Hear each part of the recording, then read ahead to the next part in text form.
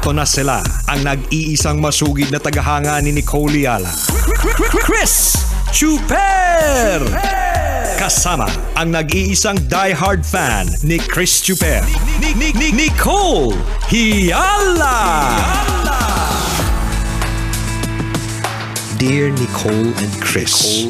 Dear Nicole and Chris. Dear Nicole and Chris. Dear Nicole and Chris. Magandang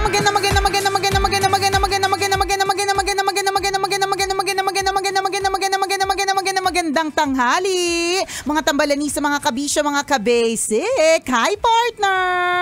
Hi, partner! Hi, mga kabisyo! Kumusta naman kayo sa mga bahay ninyo, sa office ninyo? Kailangan pa bang i-memorize yan? Basic, tumatagaktak ang pawis.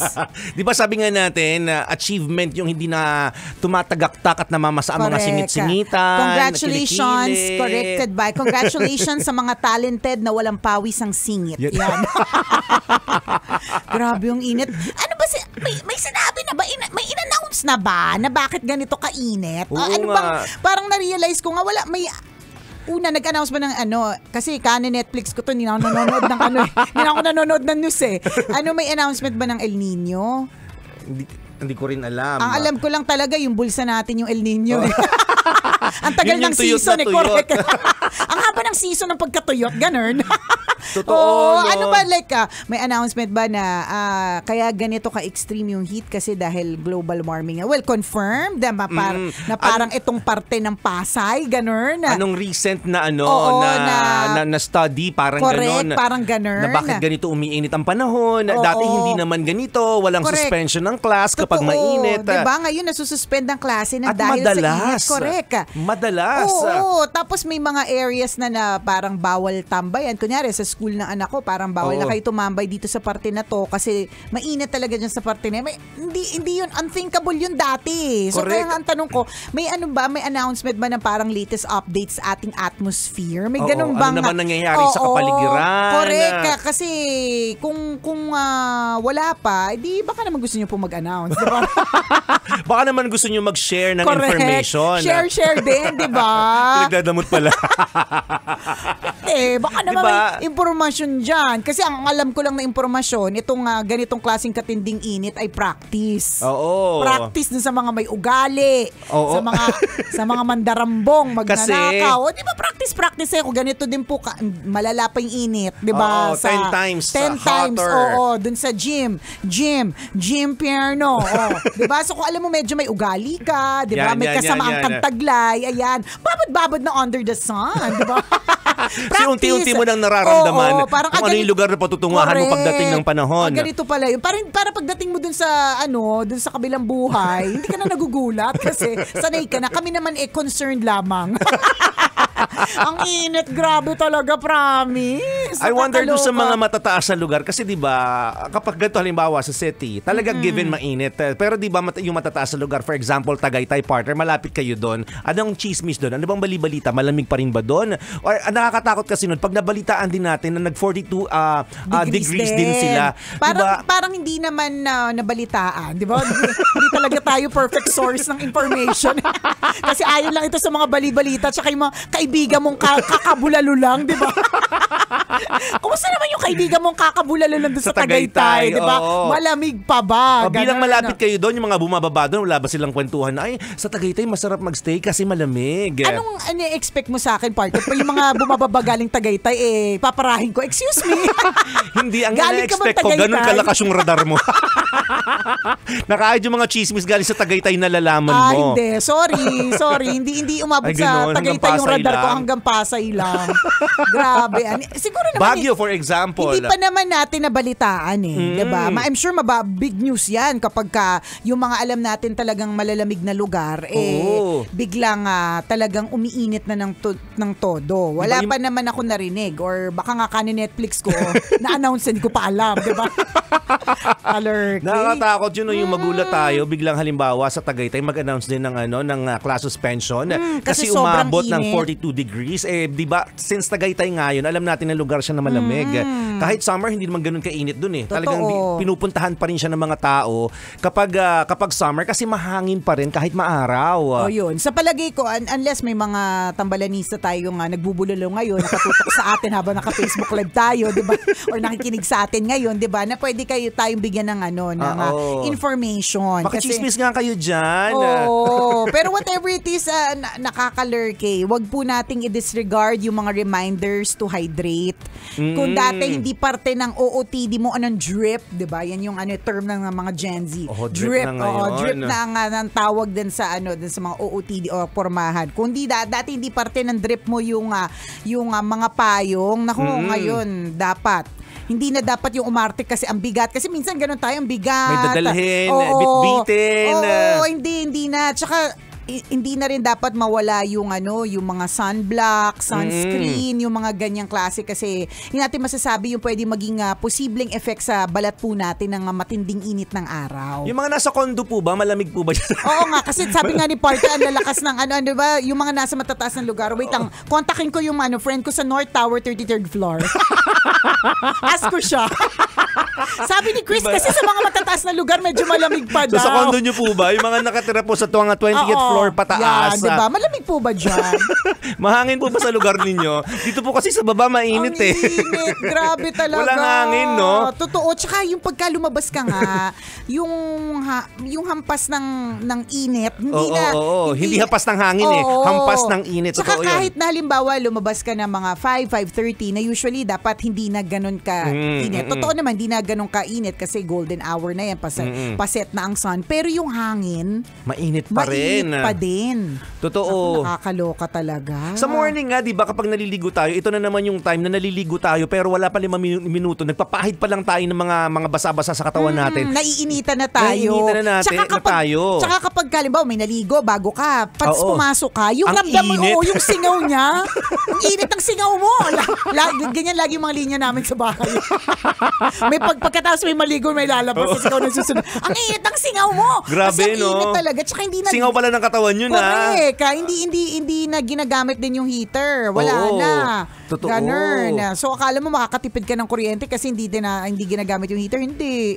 Mas todo yung electric fan. Correct ka. Yung aircon. Kaya mas mataas yung bill ngayon eh. Sa kotse nga, di ba, pag nagde-drive tayo, pansinin nyo, ako, umaga yung pagde-drive ko, partner, pero basta laging likod ko. Sabi ko, air-conditioned naman yung loob ng sasakyan, syempre, pero bakit pawisan-pawisan yung likod ko? Sabi ko, Satanas, nasa likod ba kita? Nakakatakot dito sumagot. Lumayo-layo ka nga. Ang init ang likod ko eh. Sumagot tapos confirm. Nakakaloka. Ililigaw kita pag nangyari yun. Ayaw kita sa buhay ko, hindi ka pwedeng umentra sa loob ng sasakyan namin. Correct ka. Parang may ganong klaseng feeling. May parang humahabol sa yung init. Hinahabol ka din sa Satanas. Kaya lagi ang init sa bahay. Totoo. Kaya may singaw kang mainit eh. Hindi, wag na nating i-blame sa 42 degrees sa 46. Sa kasalanan mo na lang. Si Satanas talaga yan. Nakakaloka. Tsaka pag sa sasakyan, kapag halimbawa kahit naka-aircon ka, hawakan mo yung salamin ng sasakyan. Tumagos si Satanas. Ang init. Hindi naman tumagos.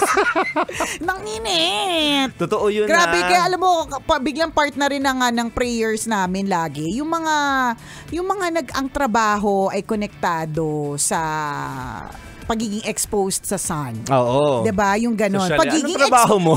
Yung may exposure sa sun. Ibig sabihin yung trabaho nila, may sun exposure talaga. Yung mga riders. Oo. 'Di ba? Yung mga nagde-deliver, yung mga messenger. Naku, dapat yung mga boss nila. Construction partner. We suggest yung mga manager po ninyo, yung mga boss ninyo, na may pa SPF lotion po sa inyo. Oo. Kung talagang walang ibang parang kaya lang pag nagpa-SPF ka kasi ang lagkit. Alam mo yun. Minsan malagkit din kasi at talaga. Makikita yung mga constro natin mga kaibigan. Naka SPF 100, diba? Anong ginagawa mo, pre? Naglo-lotion ako, wait lang. Ang tindi kasi talaga ng init eh. Talaga yung mga nasa construction. Diba? Bilib tayo sa kanila. Saludo talaga tayo sa kanila. Yung mga enforcers. Yes. Diba? Yung mga, basta yung mga nasa, yun nga yung partner na nasabi na natin to, yung mga nasa parking, parking attendants na naaarawan talaga sila tapos walang aircon yung kanilang space or wala mismong bubong.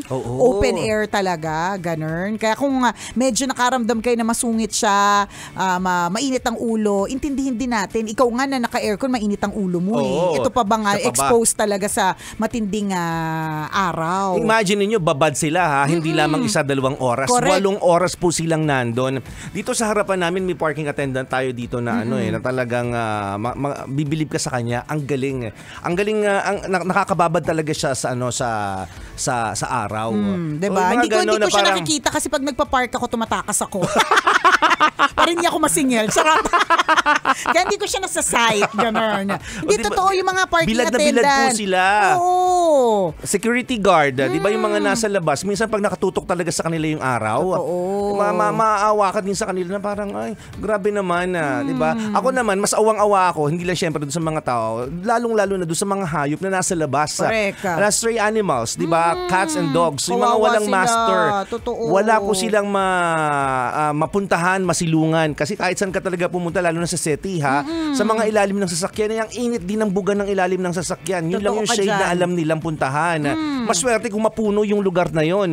Pero hindi naman maghapot magdamag na nandun sila, di ba? Naghahanap po ng pagkain. Mainit sa labas, yung magpagala-gala ka. Correct. Dehydrated po sila. Anong gagawin natin? Maglabas ka ng tubig, di ba? Tapos inumin mo, inggitin mo siya. Inumin mo Ibuhos mo sa dibdib mo. Oo, tapos pakita mo hot ka. Mag-model ka, gano'n. Yun ang gagawin natin. 'Di ba? Sa mga animals. Inggitin po natin sila na tayo nakakainom ng tubig. Correct, sila tapos hindi. sila, gano'n. Hindi, Diba? syempre, anong gagawin natin? Joke lang yun, syempre. Charot lang, alam ka naman totoo, di ba? Yung magpanggap ka model. Sarap ng sabihin mga mo hot pusa. ka. Nakakainis. Ganun. Ay, magandang concept ng commercial yun. Oh, di ba? Paramdam mo na hot ka today. Totoo yun. Pero bigyan natin sila ng water. Yes, yung mga unused na mga food containers sa inyo, lagyan nyo lang ng tubig, ilagay nyo po sa harapan ng bahay ninyo. Diba? Kung saan may malapit na mga aso dyan na walang master, walang nag-aalaga sa kanila or pusa. Yan. Malaking bagay po ito para sa kanila. Totoo yan. Yun po yung gagawin natin. Pero i-clarify lang natin kung anong klaseng container. Kasi baka mamaya, hindi na laman, ang ilagay mo dyan, pichel. Mayroon dyan mahirapan po sila dyan. Baka ilagay nyo Tupperware. Papagila ko ng nanay nyo. Hulugan pa yan, uy. Isipin mo kasi hindi ginagamit, diba? Oo, parang kasi, nakastock lang naman sa taas. Kasi pang bisita lang yun. Pang fiesta lang kasi nilalabas yun. Oo, ganun. So yun yung mga container na pwede. Yung mga transparent. Yung mga microwavable na tinatambak mo lang. Yan. Lagyan mo lahat ng tubig yan. Pero syempre, dapat laging palitan kasi baka mamaya kiti-kiti naman ang problema mo. Diba? Ganun. No? Basta ang importante, bigyan din natin sila yung mga stray. Kasi yun nga, yung mga merong owners, wala nang problema doon. Oo, kaya na nila yun. Basic, binibigyan sila. Pero kapag stray, wala Totoo. Kailangan nila ng tulong natin. Diba? Painumin natin sila ng tubig. Tsaka ang init siguro ang init ng lupa. Kung paano sila naglalakad. Bigyan po natin sila ng boots. Ganun. Makakatulong sa kanila. Ay nako, pero patawa-tawa lang tayo pero ang init talaga na matindi. Hindi talaga siya, hindi na siya nakakatuwa. Alam mo yun? Parang nakakatuwa yung init Totoo. Tsaka sana yung mga halaman din, no? Kawawa din yung mga halaman. Tingnan mo, pag bumunta ka dito sa may Buendia area, tuyot na tuyot yung lupa nila. Sana diligan din yung halaman. Daanan din sila. O kung wala naman pong pupunta, di sabay-sabay na lang po tayong dumura. Nakakainis. Nakakatuyot ng utak ng init. Pasensya na po kayo kasi mainit talaga. Correct. Kapag ganito, parang mahirap magpiga ng mga sasabihin Totoo. Kanina may mga bisita dito. Alam mo yung parang wala akong masabi kasi parang nakakatuyot lang, ganun. Pero kapag halimbawa nagtawag ako ng mga empleyado dito tapos pumunta kami ng Buendia. Sabay-sabay kayong dudura. Sabay-sabay kami dudura. It's for a cause. Dura for a cause. Ay, hindi ko konti yun. Sabay-sabay na lang tayong umihi. Sige, pwede din naman. Ihi for a cause. Okay, baguhin na natin. Ay, oo, pero nakakatuyot. Alam po natin yan. Kaya kung ano po yung mga safety precautions na kailangan po nating gawin, gawin po natin. Kung hindi naman mahalaga yung lakad, wag nang lumabas. Kung nag-iisip ka pang bibili ka pa ng pagkain, ganyan. Ako, itipirin mo na lang yung yung pambibili mo ng pagkain tapos magtusok ka na lang doon sa mga ulam ng mga kaopisina mo. Ano sinasabi? Huwag ka bumili ng sarili mo pagkain. Tumusok ka sa ulam ng Pag tinanong nila, bakit nakikitusok? Kasi kayo sabi ng tambalin para hindi ako maarawan. Correct. Concerned kami, ayaw namin ma-heat stroke ka. Kailangan pa bang i-memorize yan? Basic. Muli ako po si Nicole Yala. At ako naman si Cambio King Chris Chuper. Na nagpapaalala, una magdasal ka para mabuhay ka, pangalawa magtutwish ka para mabuhay naman iba. Yun!